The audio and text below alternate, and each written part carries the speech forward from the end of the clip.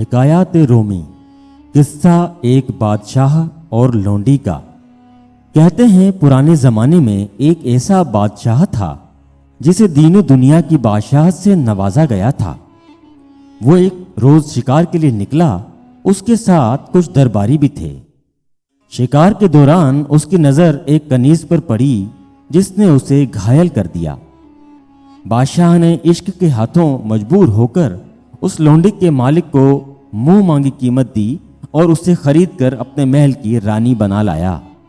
خدا کا کرنا یہ ہوا کہ وہ لونڈی بیمار پڑ گئی۔ بادشاہ کی تو جیسے نیندیں حرام ہو گئیں۔ اپنے ملک کے حکیم معالج بلوائے، بیرون ملک پتہ کروایا کہ کسی معالج کے پاس اس کے دل کی ملکہ کی بیماری کا علاج ہو تو وہ منہ مانگی قیمت دینے کو تیار ہے۔ وہ پوری بادشاہی دے کر بھی اس کنیز کو تندرست دیکھنا چاہتا تھا۔ اعلان ہو گیا کہ جو طبیب بادشاہ کی اس بیماری کنیز کو تندرست کر دے گا اس کے لیے شاہی خزانے کے منہ کھول دیے جائیں گے۔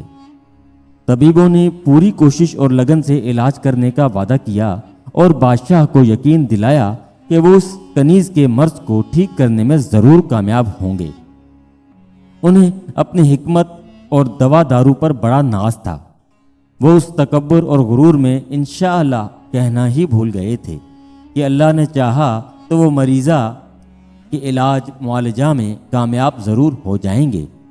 جب اللہ کو ایسی بات ناپسند ہو تو کوئی دوا کام نہیں دیتی۔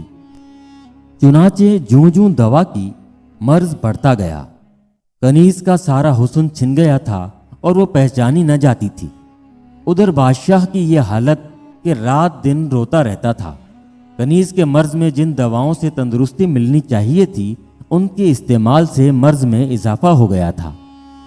بادشاہ ہر طرف سے مایوس ہو کر ایک رات اللہ کے گھر مسجد میں جا کر حاضر ہوا۔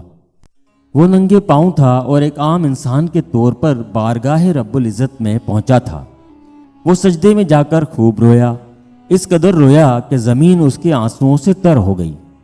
جب جی بھر کے رو لیا تو اپنے مالک و خالق سے گڑ گڑا کر دعا مانگی۔ وہ اللہ سے یہ عرض کر رہا تھا کہ دوا دارو، طبیب، حکیم، معالج سب بیکار ہو جاتے ہیں جب تک وہ نظر کرم نہیں کرتا۔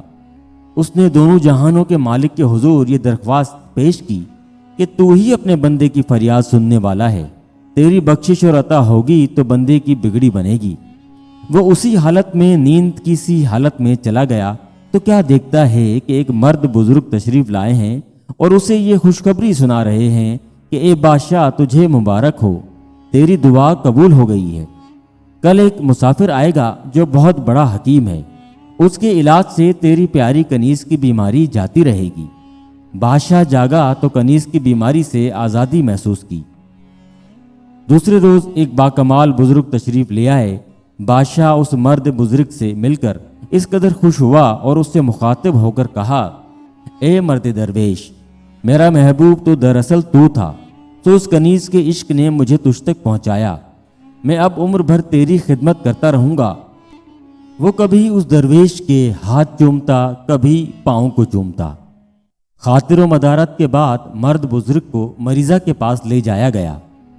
اس حکیم معالج کی تشخیص کا طریقہ جداگانہ تھا۔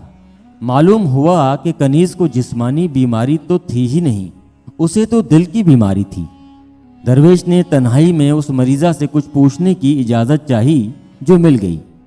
طبیب نے مریضہ سے اس کے شہر اور عزیزوں کے بارے میں کئی سوالات پوچھے۔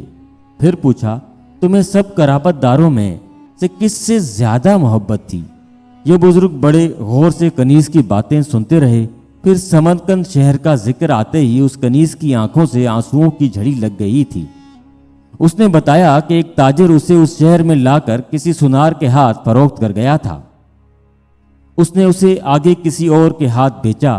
سنار کے محلے گلی کا پتہ پوچھا گیا اور کنیز کو اس مہربان طبیب نے تسلی دی کہ اب وہ تندرست ہو جائے گی۔ البتہ ایک شرط ضرور رکھی کہ وہ اس بھید کو وہ کسی پر بھی نہیں کھولے گی، یہاں تک کہ بادشاہ کو بھی اس کی خبر نہ ہو۔ بادشاہ کو صورتحال سے آگاہ کر دیا گیا کہ سمرقند سے ایک سنار کو بلوایا جائے، اسے خلط و مال و دولت کا لالچ دیا جائے تاکہ وہ آ جائے اور کنیز کی بیماری جاتی رہے۔ سنار لالچ میں آ گیا تو اپنا شہر چھوڑ کر بادشاہ کی خدمت میں حاضر ہو گیا۔ سنار کو بتایا گیا تھا کہ فلاں ملک کا بادشاہ تیرے ہنر کا چرچا سن کر بہت مروب ہوا ہے اور تجھے زیورات کی تیاری کے لیے بلوایا ہے۔ بادشاہ نے اس سنار کی بڑی خدمت کی۔ اس ولی اللہ نے بادشاہ سے کہا کہ وہ اس کنیز کو سنار کے حوالے کر دے تاکہ وہ دل کا سکون پائے۔ بادشاہ نے ایسا ہی کیا۔ 6 ماہ تک کنیز اور وہ سنار ملتے رہے۔ جب کنیز کا اس سے دل بھر گیا تو حکیم نے ایک ایسا شربت تیار کیا جس کے پینے سے وہ سنار کمزور ہونے لگ گیا تھا۔ اس کا حسن و جمال ختم ہوا تو کنیز کی اس میں دلچسپی ختم ہو گئی۔ اس بزرگ حکیم کی تدبیر سے سنار کی جان چلی گئی، جو کسی عتاب یا سزا کے سبب نہ گئی، بلکہ جب تک اللہ کی طرف سے اشارہ نہ ہوا اس مرد درویش نے محض بادشاہ کی خوشنودی کے لیے یہ کام نہیں کیا تھا، نہ ہی بادشاہ نے ایک انسان کا خوف محض نفس کو خوش کرنے کے لیے کیا تھا۔